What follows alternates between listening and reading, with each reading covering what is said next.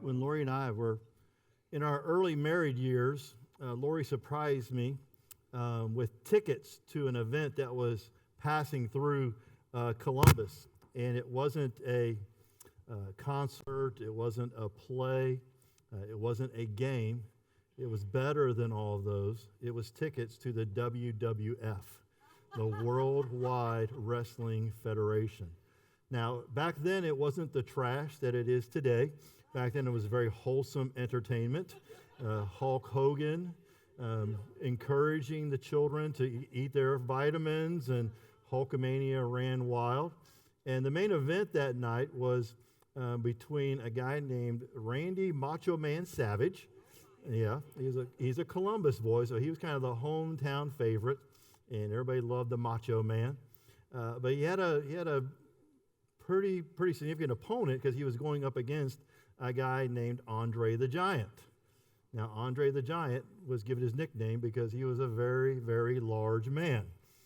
He stood 7 foot 4 inches tall, and he weighed over 500 pounds. When Andre the Giant came into the ring, he just steps over the rope. He doesn't go through the rope. He literally steps over the ropes. And the Macho Man, who was about 6'4", 250, just looked like a mouse standing next to Andre the Giant. And so the match begins, and it goes kind of how you would expect it to go. Macho Man is dancing around the ring, and then the Giant grabbed hold of him. And then Andre just begins to just throw the Macho Man around the ring like a rag doll. He's smashing his head off of turnbuckles. He's throwing him out of the ring, and he's bringing him back in the ring, just pounding him. And we're thinking, oh my goodness, the Macho Man is not going to win this match. Until, and this happens every once in a while in wrestling, the tide turned, and the other guy began to get the advantage. It really caught us all by surprise. We didn't see this coming at all. But the Macho Man got to his feet, and he began to attack the Giant. He began to attack Andre by chopping at his legs. He would slide in, he would kick his knees, and he would kick his legs. And he just kept kicking him and kicking him and kicking him. And you could see the Giant began to just weaken and weaken and weaken until eventually the Macho Man took the Giant down, and the crowd went crazy. Macho Man's on top of him. 1, 2, and then this rarely happens in big-time wrestling either. Andre's manager stepped into the ring with a chair and smashed the Macho Man over the back, was disqualified. Again, a very rare occurrence in big-time wrestling. We were just shocked by what had taken place there. But the Macho Man took down the Giant. This morning, we're going to talk about this idea of you and I taking down, facing the giants in our lives. Those things that come our way over the course of our lives that seem insurmountable. It seems that there's no way I can have victory over a particular situation in my life. These potential giants that come in all kinds of shapes and sizes. A potential giant is a problem or an obstacle that you're facing. Perhaps you're going through a season of financial issues, financial troubles. Maybe you have a rebellious teenager that you're not sure what to do with. Perhaps it's a health issue that you're going through at this time. It's an obstacle. It's a problem that you have to overcome. Students, I love that you guys sit over here, so I know exactly where you're at. You know, for you, it might be bullying, that you're being bullied at school, and you're a good kid. You're trying to do right, but yet for some reason, this group of kids has picked you out and said, you know what, we're gonna bully you. We're gonna make life miserable for you. So it could be a problem or an obstacle that you're facing.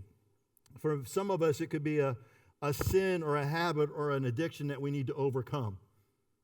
It can be something we've struggled with our entire life, and maybe for a season, maybe for a time, you had victory over it, but then it kind of pops its ugly head again, and there you are again, stuck in this cycle of addiction. Gambling, drinking, materialism, pride, lust, greed. It can be a sin or habit or an addiction. It can be a task or calling that looks impossible. I know many times in work, it seems like you're given projects and goals and objectives. You're asked to do things that don't seem like they're even possible, and so that leads to work stress and issues at work. It can be an emotional issue that is affecting you. Depression, anxiety. If you weren't here last week and you struggle with depression, I can't encourage you strongly enough to go back and listen to Pastor Eric's message from Psalm 6. It was an incredible word for us, for those that deal with and struggle with this topic of depression. But maybe it's an emotional issue, depression, anxiety, anger. I just can't get a hold of my anger. I fly into a rage just like that. It could be road rage kind of type things. It can be bitterness, unforgiveness. It can be an emotional issue that's affecting you. Giants come to us in basically one of two ways. One, there are times when the trial is a result of the trial is a result of God's testing us. God is refining us. This is the person who, they're trying to honor God. They're trying to please God. They're trying to be obedient. They're trying to be a good husband, a good parent, a good worker, a good neighbor. And yet you still go to the doctor and you get a negative report. You've been loyal to your family for your entire life, but all of a sudden your spouse has decided they no longer love you and they're leaving the relationship. There are unfortunately seasons where things happen where God is testing our faith. It's a trial. It's a refining time in our lives. And honestly, during those times is when we have to do what may be the hardest thing that you and I may be asked to do, and that's to live out what we've always said we believed. Many times we talk to other people about, God has a plan for your life. God has ordained the days of every life. God knows exactly what he's doing. God never makes a mistake. But it's much more difficult when you're the one going through that issue, when you're going through that trial or that test. In James chapter 1, verse 12, it says, "Blessed is the one who perseveres under trial, because having stood the test, that person will receive the crown of life that the Lord has promised to those who love him." James 1:2 says, "Consider it pure joy whenever you face trials of many kinds." So sometimes our giants come in the form of a trial or a test. Many times, though, our trials our giants come because they're just the results of our consequence. They're the consequences of our decisions. We make bad decisions, we make poor choices, and there are consequences to that. Galatians chapter 6, verse 7, "Do not be deceived. God cannot be mocked. Whatever you reap, you're going to sow." Many times we want to say, well, I don't understand why I'm going through this. Well, it's simply because you and I made bad choices. And now we have to deal with the consequences of those choices. The person who says, I'm struggling financially, I just can't seem to get ahead. Well, there are times when the car does break down and the roof needs replaced and finances are tight, but there are also people that have tight finances because you drive a $75,000 truck and you bought more house you can afford and you've got all these credit cards and you're wondering why I don't have money. It's because you're living outside your means. It's your fault. I had a teenage girl one time. She got pregnant, and I'll never forget it. She said, to me, she said, Pastor Jeff, I just can't believe God let this happen to me. I'm like, well, hold on one second. I said, God gets a lot of blame for things. I said, but this ain't one of them. You're the one who chose to make this mistake. You're the one who chose to live outside of what his boundaries were, what his guidelines were, what his principles were, and now you're reaping the results of your consequences. And for some of us, the giant is simply the result of the choices that we've made over our time, poor choices and poor decisions. So, where do we find answers to how to face the giant in our lives? Well, there's an obvious passage. It's 1 Samuel chapter 17, the story of David and Goliath. So if you would, take your Bibles and turn there, take your phones there. We're going to look at David's keys to killing a giant. David's keys to facing the giant in our lives. And there are 4 of them I want to share with us briefly this morning. The first one is that David identified the correct adversary. David identified the correct adversary. Look at 1 Samuel chapter 17 and verses 4 through 7. A champion named Goliath, who was from Gath, came out of the Philistine camp. His height was 6 cubits in a span. 6 cubits in a span is approximately 9 feet 9 inches tall. Okay, so just kind of give you some perspective. Our teaching pastor, Jonathan Gray, is about 6 feet 6 inches tall. I'm about 6'2", but I'm still settling over the years, so I think now I'm 6'1". So I think I'm about 6'1". Jonathan's 6'6". To give you some perspective, Yao Ming, former Houston Rockets, was 7 feet 6 inches tall. Goliath, it is reported it says here that he was 9 feet 9 inches tall. He had a bronze helmet on his head and wore a coat of scale armor of bronze weighing 5,000 shekels. So that's about 125 pounds. Literally, the breastplate that he wore weighed 125 pounds. On his legs, he wore bronze greaves, and a bronze javelin was slung on his back. His spear shaft was like a weaver's rod, and his iron point weighed 600 shekels, and his shield bearer went ahead of him. Here's something we need to understand, is that Goliath stood apart physically. It was very easy to spot this person that was the enemy, the one that David needed to take down. But it also says here that Goliath stood apart verbally. Look at verses 8 through 10.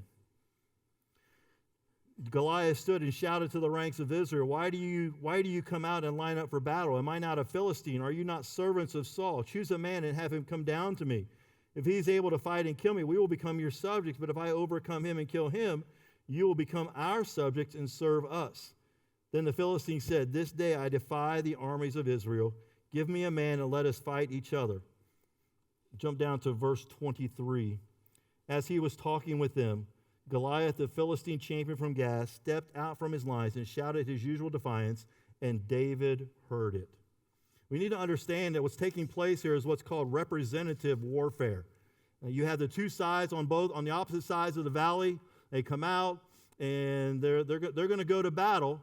But in this case, they're employing what's called representative warfare, which means that each side has chosen one man to represent them. I'm sure it was somebody like me that recommended that. Like, hey, before we go all Braveheart down here in the valley, and a lot of us get maimed and lose arms and stuff, well, how about we just pick one from each side and let those guys go at it, and then whoever wins, that side wins.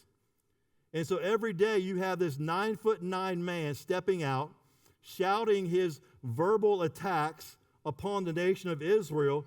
David sees him, and David hears him, and David obviously understands we got to take out that guy right there.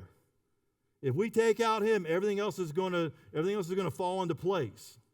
Now, here's the mistake that I believe that many of us make when it comes to facing our giant. We begin to believe that the giant is the enemy. The giant is our problem. The giant is the issue. And it is. I understand that. But we need to understand that underneath of that giant, at the core issue, everything that we engage in, everything we struggle with is a spiritual issue. That the adversary is Satan. He is the one who is our enemy, and he desires to destroy us. So when you're going through, maybe your issue today is a marriage relationship problem. You're like, well, our giant is, I can't get on the same page with my wife or my husband. You may think, well, the enemy is this issue, that is this relationship. The issue is it's a spiritual problem. Satan wants to destroy your marriage. You may think, well, my problem is my rebellious teenager. You need to understand this, that yes, that's your problem, that's your giant, but your enemy is Satan. That he is trying to destroy you and your family. 1 Peter 5:8, it says, your enemy, the devil, prowls around like a roaring lion, looking for someone to devour. John 10:10 says, the thief comes only to steal, kill, and destroy. We need to understand that spiritual warfare is very real.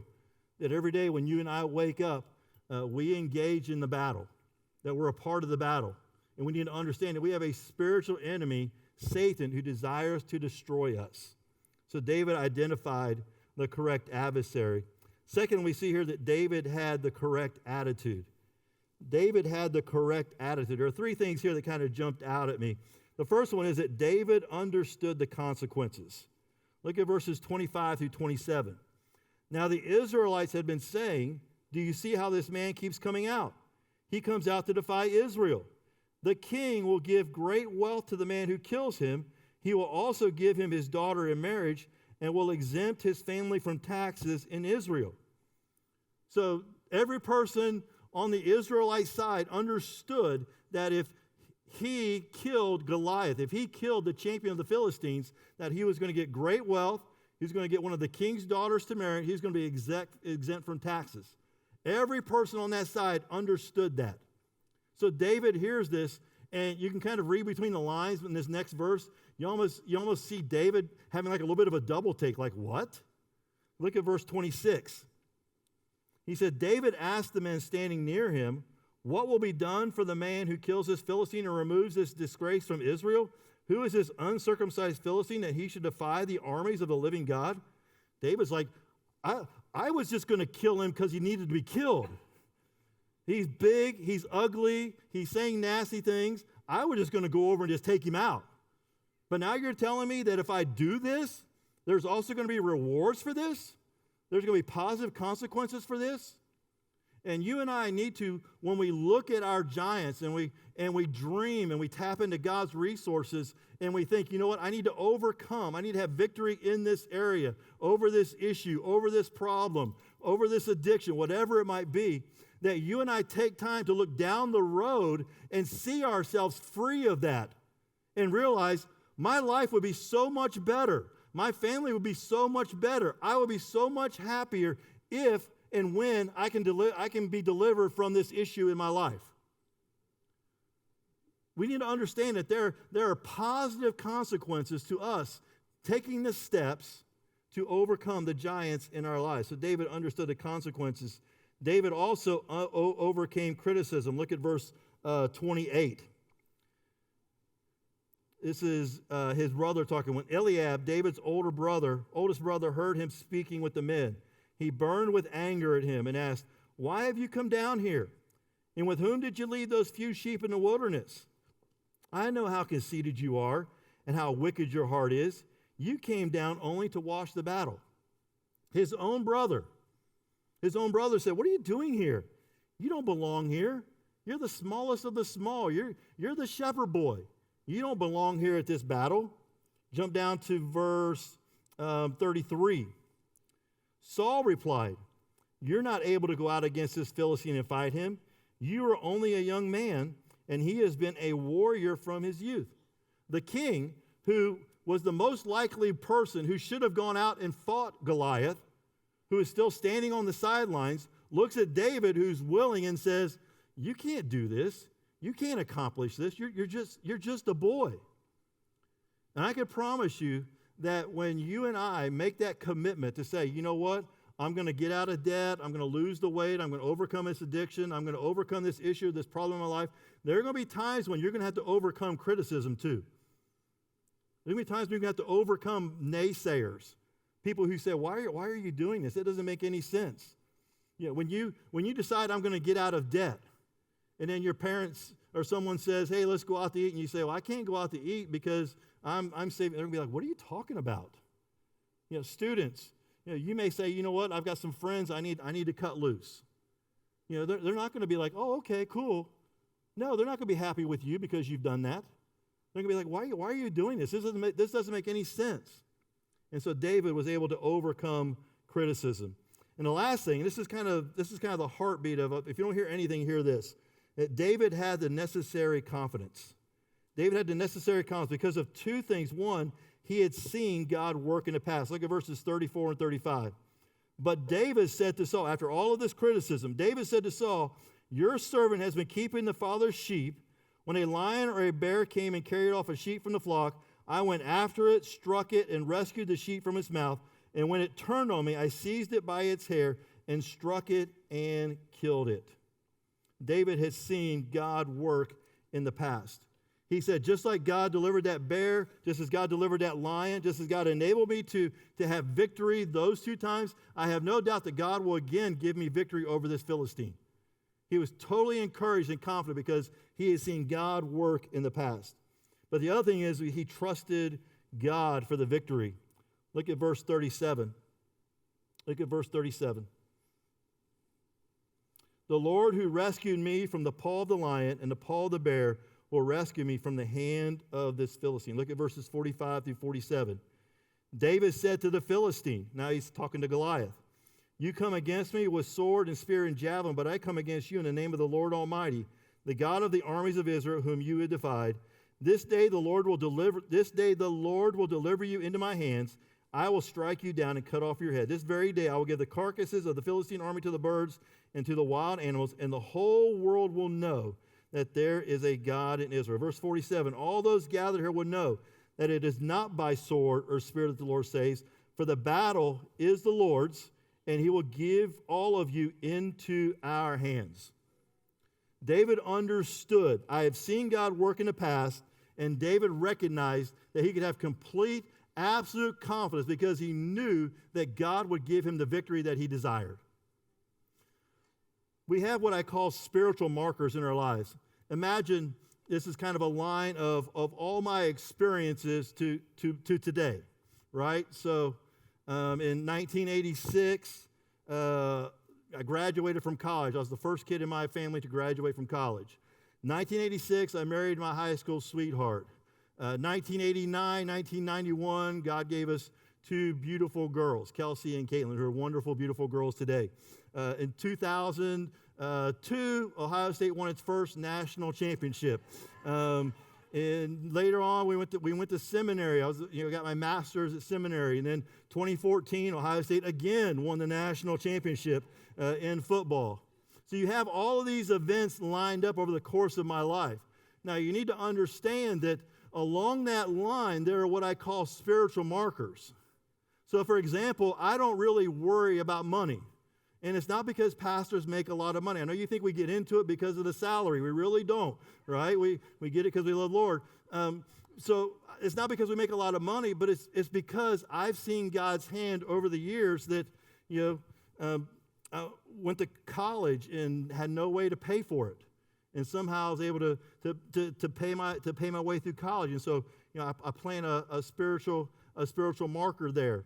Lori and I got married, and when we first got married, I was making $50 a week, and then I was working in a warehouse in the afternoons part-time. She was working at Ohio State. But somehow over the course of that season, we always made ends meet. We always paid our bills. We weren't rich by any stretch, but we always seemed to do okay. And so that's a spiritual marker right there. Then we go off to seminary. And there's something about seminary that you just automatically go broke. It's like a part of the training process that you can't go to seminary and have money, God forbid. You got to learn how to trust in God. So we went through that season where we were poor and we didn't have money and we weren't sure how we were going to make ends meet. And we had some seasons where it was really, really tough. And we got to live out, though, these miracles that took place where we didn't know how we're going to get groceries, and we'd get those checks in the mail that we'd heard about all these years that, people saying, hey, just thought of you, don't know if you need any money, but here's $300. And we're just like, and it happened time and time and time again. And so we put a big old spiritual marker on that one.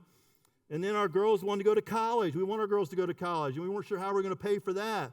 And we paid off bills and debts, and we sent money to the college, and somehow we were able to help them to go through college. So I have all of these spiritual markers in my life. So when I come to this point sometime down the road, and things get tough and money becomes scarce, I don't worry about that. That doesn't trigger me at all. And you know why? It's because I got all these in my rearview mirror. I see God's hand. I see God's provision. I see God's faithfulness. I see God's goodness. So when that time comes, it doesn't faze me. I'm okay. I tell Lori, we're going to be fine. We're going to make it. We might have to go live at Eric's house, but we're going to be okay. Because I've got all these spiritual markers. You need to take the time to identify those times in your life when you can say, you know what, God, you came through. God, you answered prayer. God, you were faithful. You did exactly what you said you're going to do. Because then when that time comes, when that giant shows up, David's saying, hey, I don't worry one bit about this dude. Yeah, he's 9'9". All I know is back here I did this. This is not going to be a problem. You see, for many of us, the issue for us is is not the size of our giant. In fact, the problem isn't that our giant is too big, it's that our view or understanding of God is too small. And when you and I truly understand how mighty, powerful, faithful, kind, good God is, those giants become very, very, very small. And so David had this wonderful attitude that you and I can emulate. A couple more things. David used the correct arsenal. Look at verse 40. Then he took his staff in his hand, chose 5 smooth stones from the stream, put them in the pouch of his shepherd's bag, and with his sling in his hand, he approached the Philistine. It says earlier that David had tried to put on the king's armor and the king's sword. He's like, it doesn't fit right. It just doesn't work for me. But these 5 stones, this sling, man, all that time out in the pasture, watching those sheep being bored stiff, I've learned how to master this thing. And so he says, I'm going to take my 5 stones, take these 5 stones in a sling. And I thank God that he doesn't just send us into spiritual warfare empty-handed. He doesn't say just be on the defensive all the time. Just try to hang in there, be strong. Because God says he's also given us weapons. Weapon number 1 is prayer. I'm beginning to really realize at my age now what it really means to pray in faith. I read a wonderful book, an autobiography of a guy named George Mueller, and it radically changed how I come to God in prayer. How I'm praying to God in faith, asking God to move, because I know God is kind and faithful. George Mueller wanted to establish these orphanages over in England, felt called by God to do this, and wouldn't take any money from anybody. He would just say, God knows what I need, and God will provide what we need, and God will provide it when we need it. So people would say, well, how much do you need? And he's like, God knows.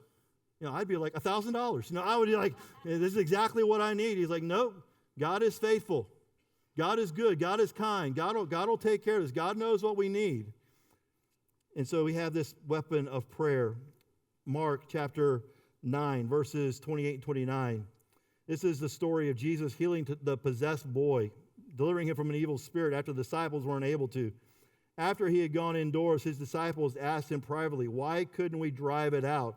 He replied, this kind can only come out by prayer. Do you realize that there are some things you can read books, you can go to counseling, you can get godly advice, you can try to change your habits, you can do all these different things. And Jesus says here, you know what, there's some things only prayer can change. Only prayer can change. So prayer should be our first response as opposed to our last resort. We go to God in prayer first. That's where the power is. Matthew 21:22. It says, if you believe, Jesus talking, if you believe, you'll receive whatever you ask for in prayer. That there is power in prayer.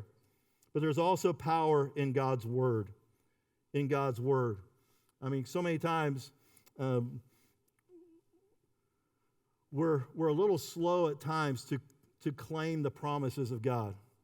We're afraid that we'll be labeled as prosperity gospel type folks, that we just pray for a car and God's going to give us a car. And God, word says ask.